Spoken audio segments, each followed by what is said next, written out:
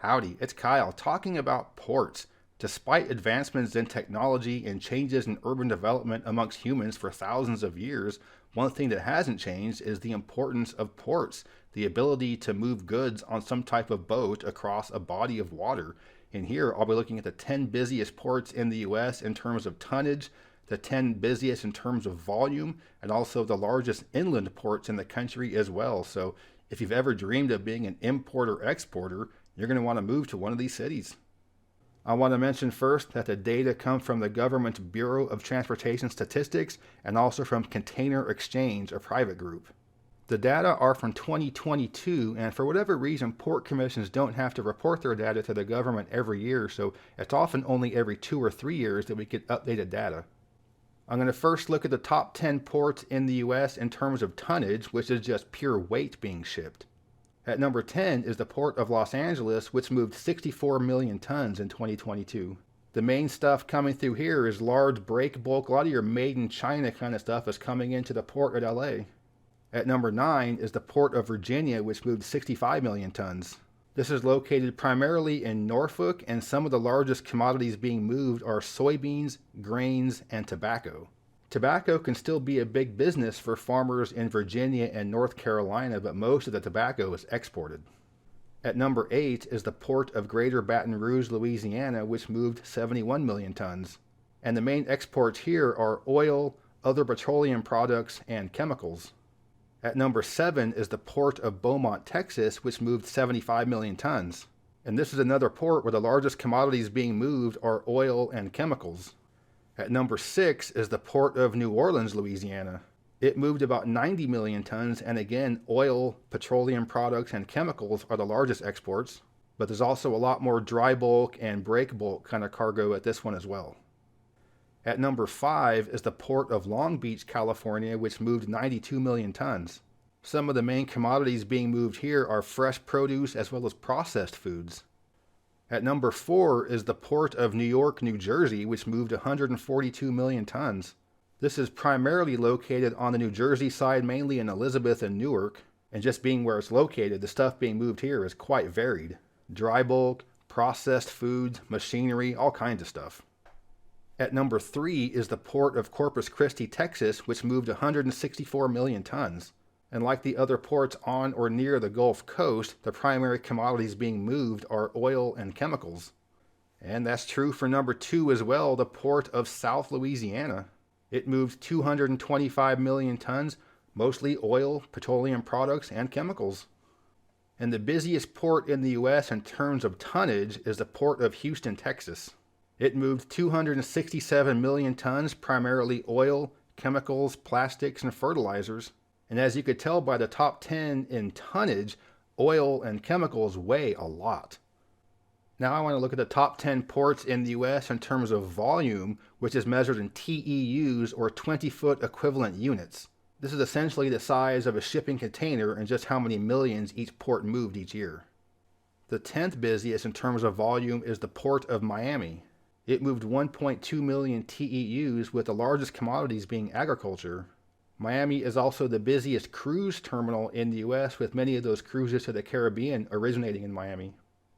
The 9th busiest port for volume is the Port of Oakland, California, which moved 2.3 million TEUs. This is the main port for the San Francisco Bay Area. San Francisco itself does not have a huge port. And the main stuff being moved out of here are fresh produce, processed foods, and wine. At number 8 for volume is the Port of Charleston, South Carolina, which moves 2.9 million TEUs. And this is the largest port between the Carolinas. There's no real good deep water port for North Carolina. The largest commodities being shipped out of Charleston include general machinery, furniture, tires, and textiles. At number 7 is the Port of Seattle, Washington, which moved 3.4 million TEUs. This is the primary port in the Northwest for moving agricultural products and food. You have a lot of fresh produce and processed foods, as well as many grains from the eastern part of the state. At number 6 is the Port of Virginia, which moved 3.7 million TEUs. This is the first port on the list that's also amongst the top 10 in terms of tonnage. And again, some of the main commodities being shipped out of here include grains, soybeans, and tobacco. At number 5 is the Port of Houston, which moved 4 million TEUs. It's number 1 in tonnage, but 5 in volume, which goes to show you just how heavy and dense oil and chemicals are. At number 4 for volume is the Port of Savannah, Georgia. It moved 5.9 million TEUs, and being on the coast of Georgia, you might call it Portlanta. The main stuff being moved out of here is more general cargo, dry cargo, break bulk, a lot of stuff coming and going to the Atlanta area as well as the Southeast in general. At number 3 for volume is the Port of Long Beach, which moved 9.1 million TEUs. And again, this is the primary agricultural port for California. So it's not just fresh produce, but also some of the processed foods, and a big part of that is dairy. At number 2 is the Port of New York and New Jersey, which moved 9.5 million TEUs. And again, big city, big metro, a lot of the stuff being moved is just varied. Roll on, roll off, break bulk, dry bulk. There's lots of stuff being made and consumed in New York, and a lot of it's coming and going through this port. And the number 1 port in terms of volume for the US is the Port of Los Angeles. It moved 10.7 million TEUs, and similar to New York, it's just quite varied. This is the main port on the West Coast for just general stuff. Surprisingly enough, Los Angeles is the number 1 city in the country for manufacturing, and many of the things made right there are just immediately shipped out right there. One thing that's worth noting is that the Port of Los Angeles and Long Beach are directly adjacent to each other, so it's essentially one port, but they operate under 2 different commissions. But even if you use LA and Long Beach together, it's still behind the 3 main oil-moving ports along the Gulf in terms of tonnage. But for volume, the LA Long Beach one combined would be more than twice as busy as the one in New York, which would be second.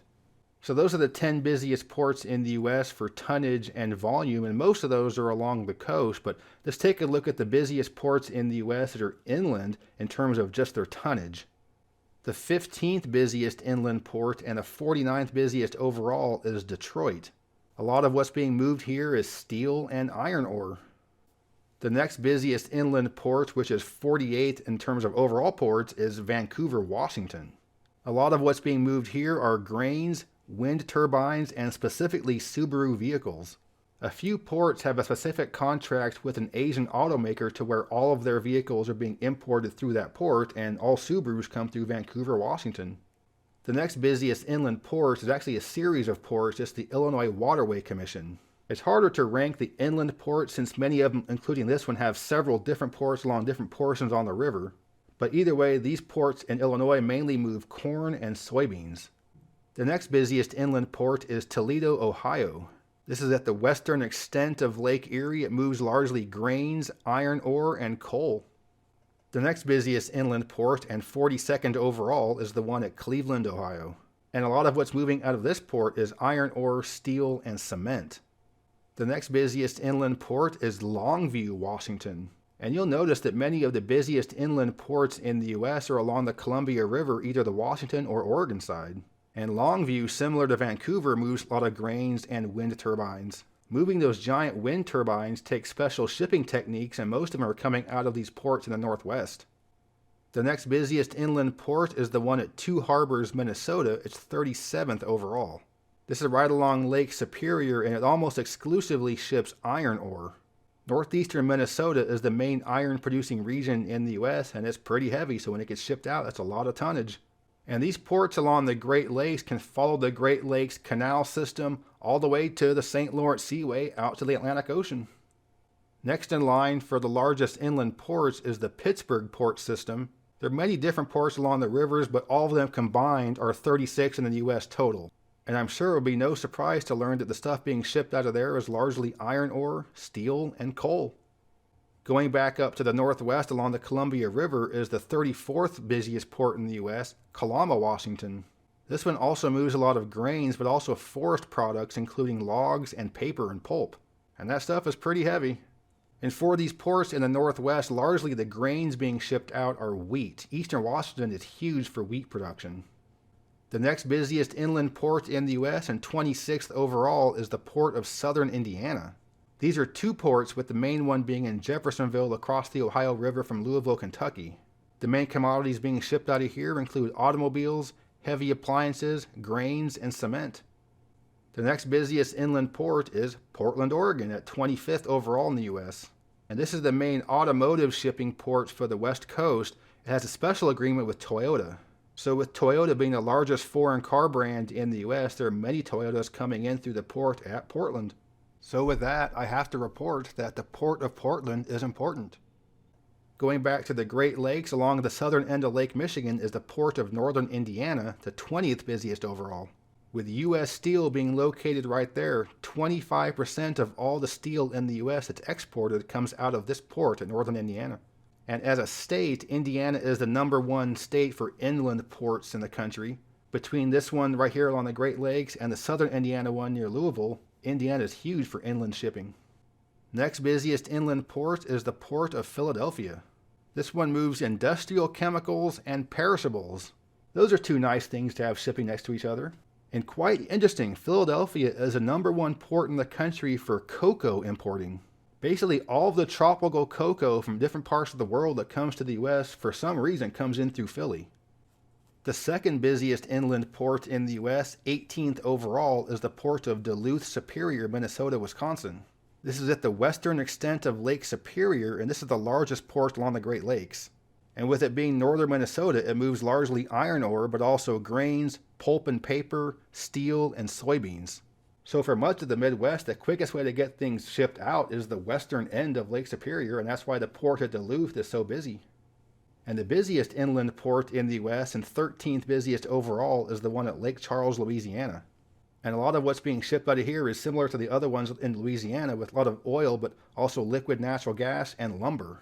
So, Lake Charles, the busiest inland port in the country, and Louisiana, one of the most important states in the country for shipping, perhaps even #1 per capita.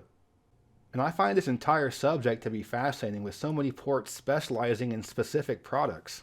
And I never really thought about how much ports compete with each other for business. It makes perfect sense, but when you go to the website, a big chunk of it is why you should move your port business here. So ports, big business, hugely important to the U.S. and global economy. So that's my look at the busiest ports in the U.S. Let me know if you'd like to see a similar video with a global scale on it. If you enjoyed this video, please give me a thumbs up to let me know you approve, and subscribe to this channel if you're interested in learning more about geography from a nerd. But yeah, thanks for watching. Geography King, signing out. I'd like to give a special thanks to my superior patrons for their support. If you're interested in supporting the channel, you can check out my Patreon page, and the link is in the description. And as always, thank you very much.